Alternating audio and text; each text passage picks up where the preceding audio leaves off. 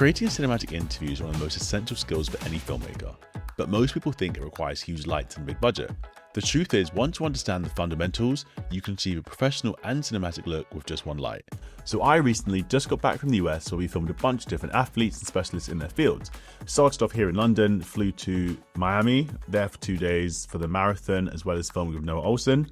Then we went to Tampa, filmed with Natalie Sheenan, a golf specialist.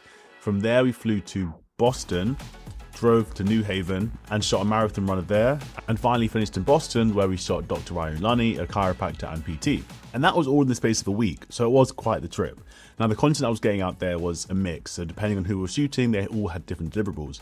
But the one constant that was there was an interview setup. And because it was such a tight schedule, I didn't have time to go into various different rental houses, being able to get different lighting packages and do all of that. So all the lighting and equipment that I wanted to use for these shoots, it had to fit in my case. So because I was traveling around so much, I could only pack what I could carry and what the airlines would let me with the actual weight of the suitcase. So I'm going to show you how to create images like these with just one light. So the very first thing you want to do is actually understand lighting. Understand how you can actually accentuate your light with little things like motivating the light, diffusing the light, having a catch light, all the simple basics of lighting that will make all the difference, because they're all the tiny little steps that I take in this to be able to get the lighting as good as it was, even with a small kit. So the first thing I look for in a room is how can I motivate the light? So for example, in this shot right now, you can see on the window, that is light. So the light is kind of being motivated, even though I have this big ass softbox here, the light is coming from this direction. So it's motivated by the window. Like, where's the source coming from?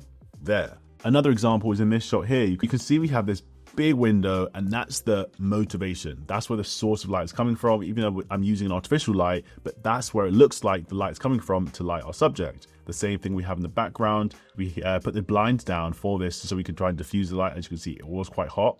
But yeah, that is motivating the light. Step 2 is to give your eyes some life. And what I mean by that is to create a catch light. All that is just being able to see the light source in your subject's eyes. So as you can see in this tight, we have this light here and this light here.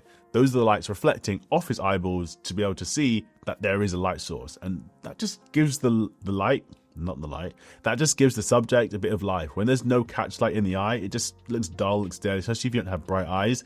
Yeah, it just doesn't look great. I've seen some scenes when there's no catch light and it kind of looks like they have like the Caroline eyes. I don't know, it's a bit of a stretch, but there are times when if there's no catch light and it's not that lit of a scene, it just doesn't look great. Step 3 is to make sure the light is as diffused as possible. Now, that's going to be tough when you are traveling because you can't bring as much diffusion, you can't bring a big scrim or a softbox and stuff because it's not really going to fit in a suitcase.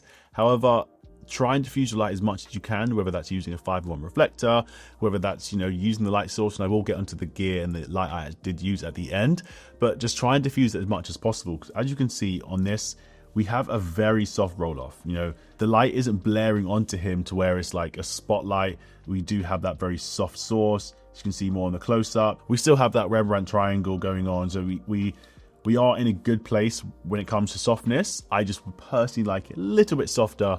But that's just me kind of being a perfectionist, and it's not necessarily needed. It would just improve the image.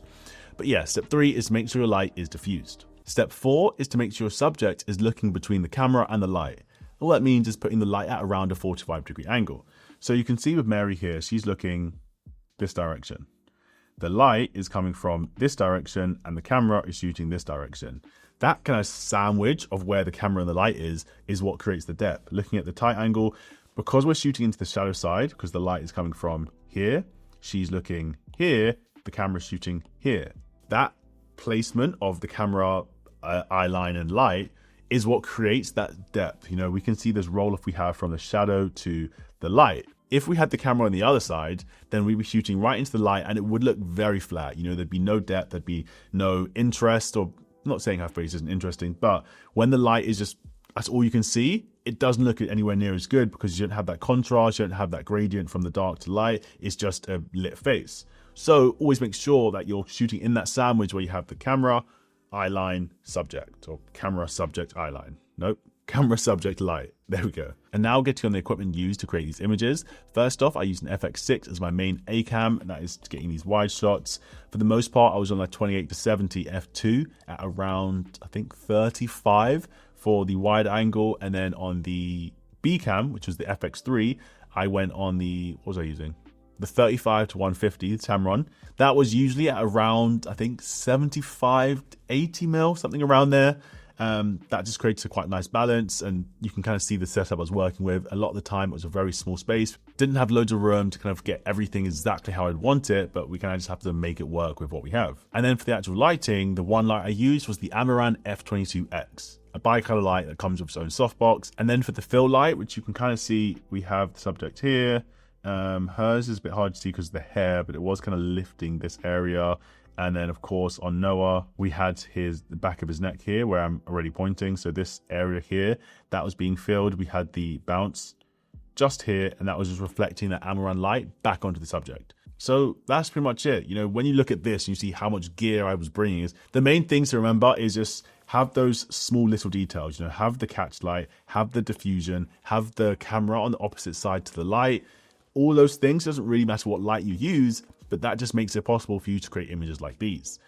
Those are the basics. Once you master those, doesn't really matter what light you use, doesn't matter what equipment you use. That's just the basics of lighting a nice subject.